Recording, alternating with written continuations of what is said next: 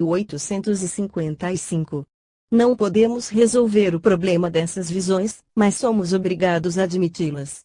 Constituem elementos de uma ciência nova. Negar o fato, tão abundantemente comprovado, das aparições no momento da morte seria o mesmo que negar a luz do dia. É tempo de encerrar este capítulo, mas não é sem desgosto que eu elimino numerosas observações demonstrativas. Eis ainda uma, não menos verdadeira que as precedentes. O Rev. C. Wambey, de Paragon, Condado de Salisbury, Inglaterra, escrevia à Sociedade de Investigações Psíquicas, no mês de abril de 1884, estava intimamente ligado ao meu amigo B, antes de ele deixar a Inglaterra para ser nomeado professor de matemática no Colégio Elizabeth, em Guernsey. Envolvidos 2 anos, pouco mais ou menos, aceitei um cargo temporário nessa ilha e reatei as relações com o meu amigo doutros tempos. Passava quase cotidianamente uma parte das minhas horas convivendo com ele. Quando regressei à Inglaterra ficamos a corresponder-nos regularmente. Na última carta que dele recebi falava-me da sua saúde, dizendo que passava excepcionalmente bem. Certa manhã, causei uma viva comoção à minha mulher ao afirmar-lhe que o meu amigo morrera e que me aparecera durante a noite. Ela procurou suavizar o meu desgosto, sugerindo-me que se tratava apenas de uma ilusão devida ao meu estado de saúde. Eu estivera doente durante algum tempo.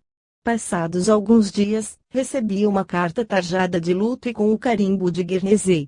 Nessa carta a senhora B dizia-me que seu marido falecera ao cabo de uma enfermidade que durara algumas horas somente, que ele tinha falado de mim com ansiedade. Esta morte ocorrera na noite em que ele me aparecera. O inquérito aberto pela Sociedade Psíquica estabeleceu que a senhora Wambey conservara a recordação exata daquilo que seu marido lhe dissera nessa manhã. Detenhamo-nos em tal exposição, apesar do interesse revelador de todos esses fatos. Poderia prolongar-se indefinidamente, tantas observações positivas eu tenho diante de mim. As aparições e manifestações de moribundo são tão numerosas como variadas e todas elas edificantes. Mas os limites primitivamente marcados para este volume já foram ultrapassados.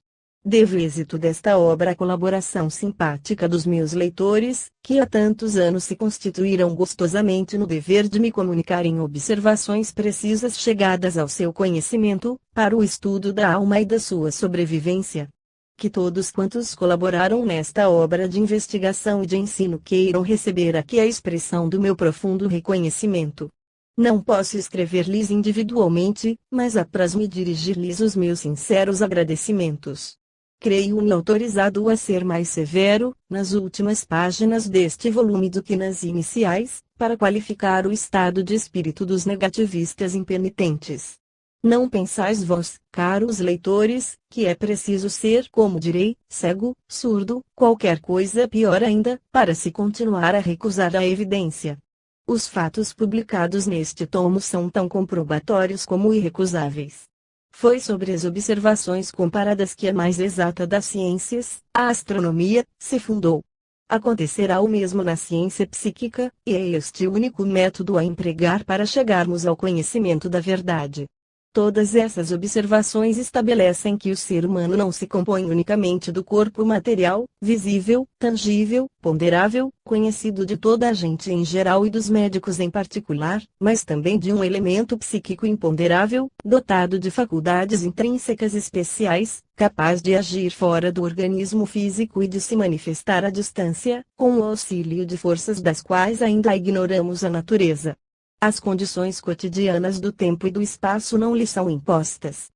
Por outra parte, as experiências atuais de radiografia e de radiotelefonia estabelecem que a atmosfera de que estamos envolvidos e penetrados é continuamente percorrida por ondas etéreas que atravessam as paredes e não se tornam perceptíveis aos nossos sentidos se não forem captadas por aparelhos especiais, conciliados com as suas vibrações. Vivemos perpetuamente, dia e noite, no meio de um mundo invisível.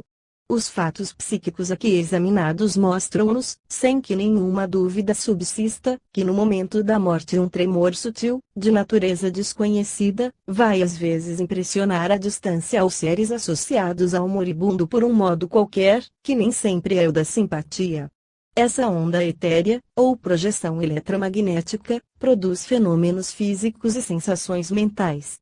São elas emissões automáticas geralmente involuntárias, comparáveis a vibrações elétricas que acompanhariam a desagregação dos laços terrestres.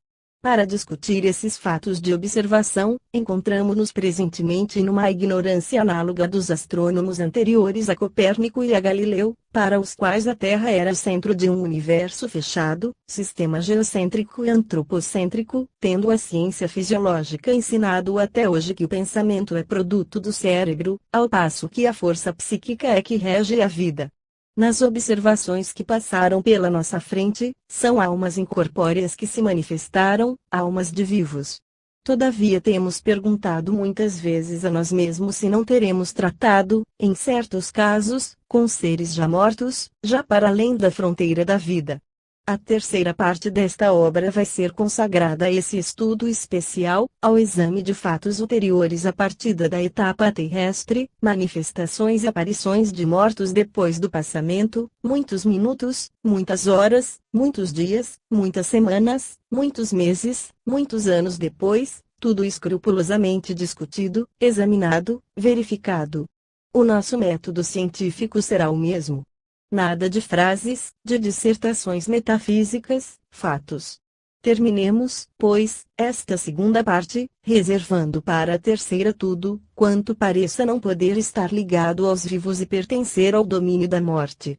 Nos exemplos precedentes tive algumas dúvidas relativas à origem de certas manifestações e pude pensar que muitas foram consecutivas ao falecimento, em vez de o acompanharem ou precederem, como admitimos. Quando alguém nos vem anunciar a sua morte, aparecendo-nos espontaneamente dizendo-nos estou morto, parece que esta afirmação deveria bastar para nos convencer de tal realidade. No entanto, temos visto que tal conclusão não seria fundamentada, tendo tais declarações precedido o falecimento, em determinados casos. Nos exemplos que devemos estudar agora não haverá mais dúvidas a reservar, são os próprios mortos que nos falarão numa linguagem a ser interpretada. Esta segunda parte da nossa trilogia dá-nos a certeza de fantasmas de vivos, de aparições e de manifestações de agonizantes. As páginas que se acabam de ler fizeram-nos já pressentir que essas manifestações, essas aparições continuam para além da morte.